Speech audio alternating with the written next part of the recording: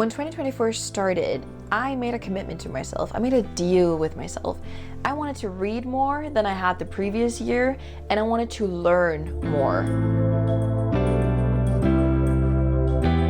In the beginning, I was like, okay, let's read one book every 14 days. And I was like, realistically, can I do that? So I was like, okay, let's just expand the time a little bit.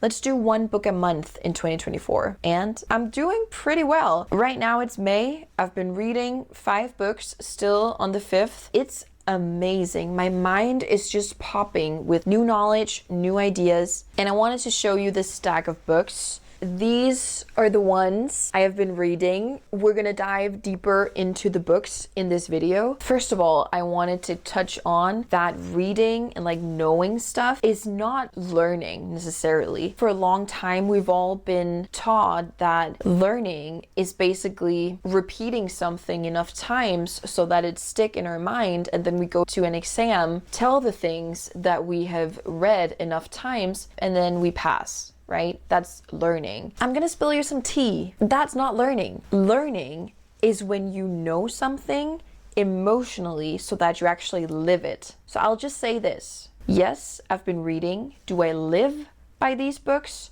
No. That's gonna take studying the book and actually implement the different steps. Not to say that I haven't implementing some of the steps, I definitely have. I'm just saying that studying a whole book is not due in 1 month. It takes a lot more work. And then there's the second thing. People in different businesses or in different niches?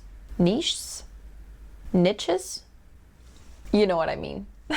People in different businesses, how many of them do you think actually read books around their business, around their industry? How many salespeople do you think read books about sales? How many people in marketing do you think read books about marketing? Probably not that many, because when people find themselves in a system that works, they don't want to stretch themselves. They don't want to pick up more knowledge to execute even better in their work. They're content with where they are.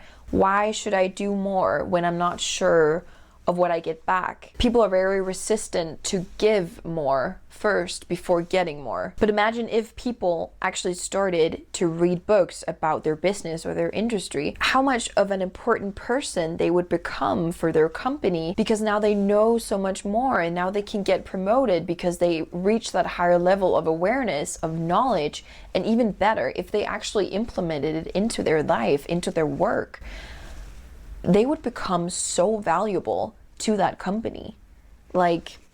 Get started. You know me. If you haven't noticed already, I love personal growth, which is why I really made the commitment stick this year. I was like, 1 book a month, Sine, let's go. 5 months in, this is what I have read. This is what ratings I would give the books.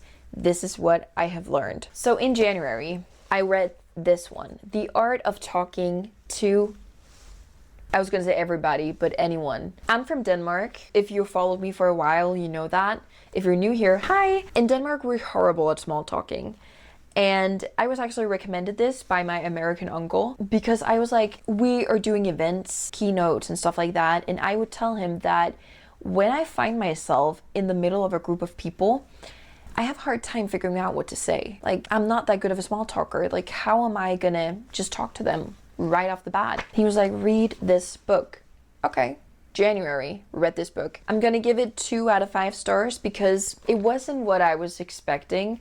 I think it's very hands-on. It's giving you the specific examples of what you could talk about, what you could say, and words and different norms and what you should and shouldn't say, and that's all good.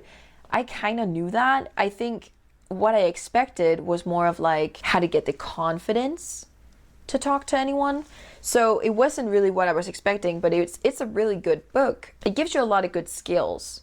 But again, it's probably a book that you should study a couple of times before some of the sentences just stick. I will say though, one of the things I'm really taking away with this book is that it gives you really good examples of saying no or rejecting someone. And this is where I struggle the most in social situations, is how do I get myself out of this conversation? How do I tell this person no in a nice way so that I can move on with my day? And this book definitely helped with that. It definitely gave me a lot of good examples. So can recommend if you're kind of like me, don't know what to say in social situations, introvert. I have made another video about that. If you're an introvert, watch this video. Is right there, and read this book. It's a good one to have. It gives you a lot of key sentences you can tell other people. The book I read in February was Be Seen by Jen Gottlieb. Guys, oh my god, this book, 5 out of 5. Jen is honestly amazing. I'm one of her newer fans. I think she did an online training of some sorts, and I followed that, and I was like immediately so drawn to her. Like, she is the coolest. So she helps businesses to grow their presence online by social media or like by podcasts or TV shows and whatnot.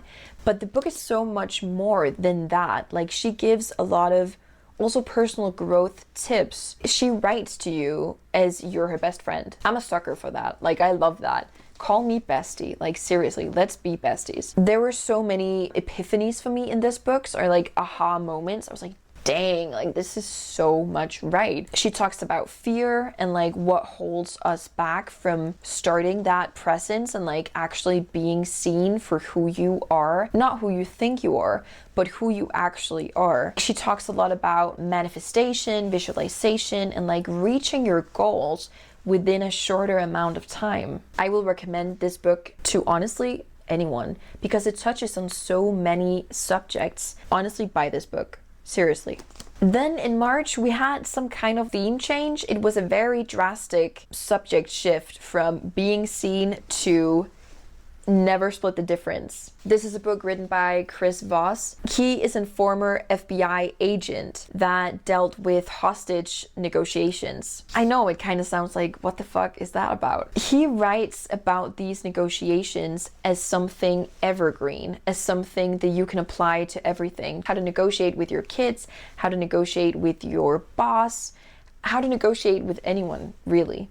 And I actually read this book because I was about to negotiate for my salary. I will say a lot of the techniques are like so good. Something I would have never thought of myself. I was kind of scared to use them because if you're used to speaking in a certain way in front of your boss or your family or whatever, it can seem very out of the comfort zone to actually try one of his techniques. I have no doubt in my mind that these techniques work. I tried in my salary negotiation to bring some sort of like his little points to the table, and it did work. Like, I did see the response that he was talking about within the book. So that was incredible that it actually worked. And, you know, for those of you who are interested, I did get the salary that I wanted, period. But yeah, if you're like thinking like, oh, I feel like I have so many discussions or so many meetings with people that I really want to pull through. Like, I want to get to the point. I want to get my opinion seen and heard. And obviously, like, you want your outcome to be the end goal. This book will help you with that. It gives so many good concrete tips, directly what to say, how long to wait, how much silence there had. Like, it's incredible. Chris Voss is like an impressing man. Like, damn. Because he's like describing some of the hostage negotiations he'd been in. That's incredible. I think I would like roll over and be like, I can't talk to scary people. Chris Voss can. Definitely recommend this book. Then we went into April. We kind of got back on track with the personal growth thing. I picked up Atomic Habits. I picked it up because it's been so highly spoken about everywhere. I see all of the influencers on YouTube, on Instagram, TikTok, they all talk about this book. So I was like, I need to see what it's all about.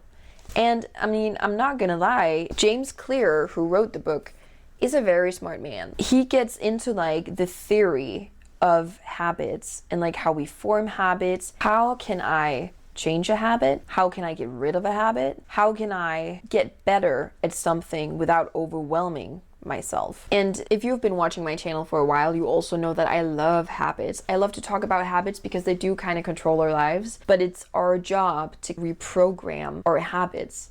And that can definitely start by reading this book and actually take what he says into action. There are a couple of different things that I picked up from this book for sure. You can like nudge yourself, your environment, your friends, it's all really connected and like atomic in a way that like it's all within ourselves, or habits, or just a program within ourselves, but we can change that. So it was a very easy book to get through because of the way he writes.